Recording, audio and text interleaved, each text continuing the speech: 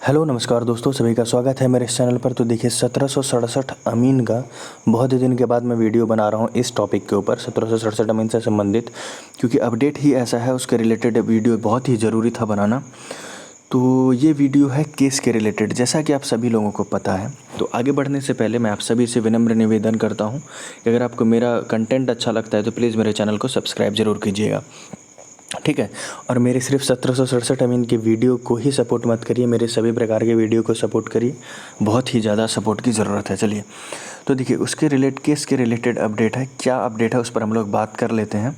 जैसा कि आप सभी लोगों को पता है कि कोर्ट की गर्मी की छुट्टी पड़ने से पहले 2991 और 92, जिसका कि जिक्र केस SLP नंबर 2991 और 92, जिसका कि जिक्र आपको डिपार्टमेंट यानी कि revenue and land reform department के कोई भी नोटिस था उसमें भी था, और डिस्ट्रिक्ट DB का जो नोटिस था उसमें भी था, डिस्ट्रिक्ट का जो भी ज्वाइनिंग आया नोटिस उसमें भी था कि इसका जो भी वर्डिक्ट आएगा उससे ये वैकेंसी फलाफल प्रभावित होगी, राइट।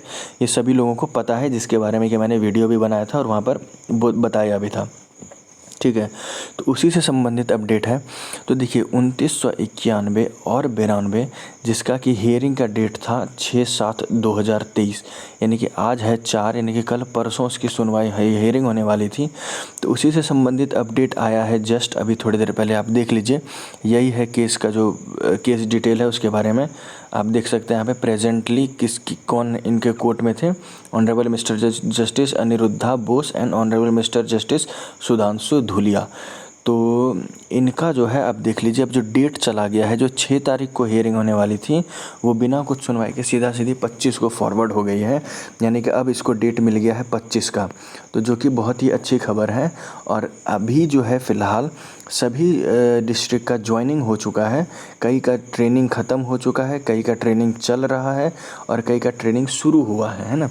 इन तीनों में से किसी न किसी प्रकार का वो है स्टेटस है, ठीक है। तो 25 तारीख तक प्रोबेबली सभी का ट्रेनिंग पीरियड भी ख़त्म हो जाएगा, प्लस में ब्लॉक भी अलॉटमेंट हो जाएगा। और मुझे पूरा विश्वास है कि इस जुलाई के एंड तक जो revenue and land reform department के द्वारा जो ट्रेनिंग करवाया जाना है, जो कि पटना या गया में होना है, उसका भी नोटिस आ जाएगा, जिसके की संबंधित कुछ दिन पहले डिपार्टमेंट ने भी एक नोटिस निकाला था कि कुछ ज़िला जो है उन्होंने ज्वाइनिंग नहीं करवाया है, ज्वाइनिंग करवा के उनको अपलोड करना पड़ता है किन किन कैंडिडेट ने ज्वाइन किया, क्योंकि उसके अकॉर्डिंग उनको ट्रेनिंग का शेड्यूल बनाना है। तो वो नहीं किया, तो उसके रिलेटेड नोटिस था कि जल्दी से जल्दी उस ज्वाइनिंग प्रोसेस को कंप्लीट किया जाए। तो जैसे ही सब जगह ट्रेनिंग ख़त्म होगा, अंचल अलॉट हो जाएगा, उसके बाद आप देखेंगे कि डिपार्टमेंट का एक नोटिस आ जाएगा। जैसे ही आएगा आपको इस चैनल के थ्रू अपडेट मिल जाएगा, ठीक है।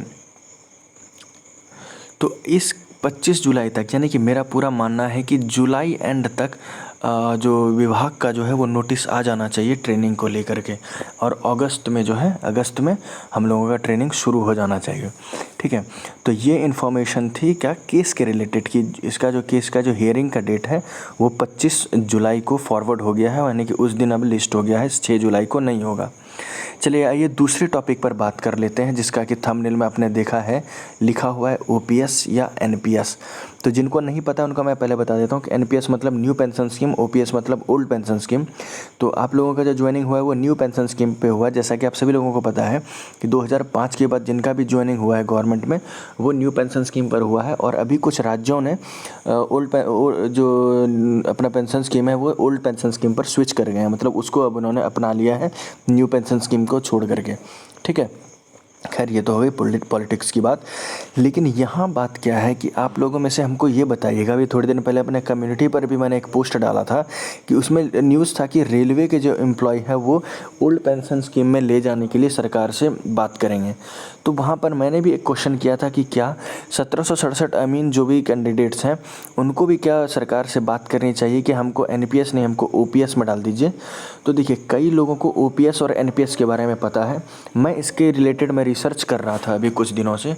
तो अगर आप चाहते हैं कि OPS और NPS को बहुत क्रिस्टल क्लियरली समझना चाहते हैं तो कमेंट में मुझे ज़रूर बताइएगा कि हमको ओपीएस और एनपीएस समझा दीजिए, ताकि अब देखिए ये चीज़ मैं क्यों कह रहा हूँ, क्योंकि इसमें मेरे कहने का मतलब है कि अभी जो है आप सभी का प्रोबेशन पीरियड है, तो अभी किसी भी प्रकार का कोई भी सरकार को नाराज़ या बातचीत नहीं करना है। प्रोबेशन पीरियड में आपको अपने इमेज बिल्डअप पे काम करना है, नॉलेज पे काम करना है और ज़्यादा से ज़्यादा इन आउटपुट पे काम करना है, ताकि आपका एक इमेज डेवलप हो जाए कि ये जो स्टाफ है ये बहुत अच्छा काम करते हैं, क्योंकि यही स्टार्टिंग फेज है जब आपका इमेज बिल्डअप होगा। और ये जो इमेज बिल्डअप होगा ये आपको लाइफ टाइम काम करेगा।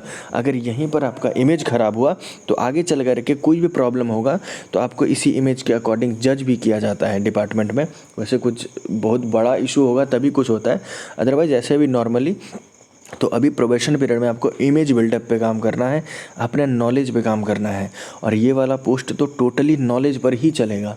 जितनी ज़्यादा नॉलेज उतना ज़्यादा रिस्पेक्ट। आप याद रखिएगा, अमीन के जॉब में knowledge is proportional to respect. जितना नॉलेज उतना रिस्पेक्ट, ठीक है। ओके, तो आपको अगर नहीं पता है आप में से किसी को भी कि ओपीएस और एनपीएस क्या होता है, तो अगर आप मुझे कमेंट में लिखेंगे और अच्छे 2 4 10 15 लोग लिखेंगे तो मैं इसके ऊपर ज़रूर वीडियो बनाऊंगा और समझा दूंगा अच्छे से, बिल्कुल क्लियरली, ताकि आप हर एक चीज़ को समझ पाएँ कि दोनों में डिफरेंस क्या है, कौन सा ज़्यादा बेनिफिशियल है, कौन सा कम बेनिफिशियल है, ठीक है।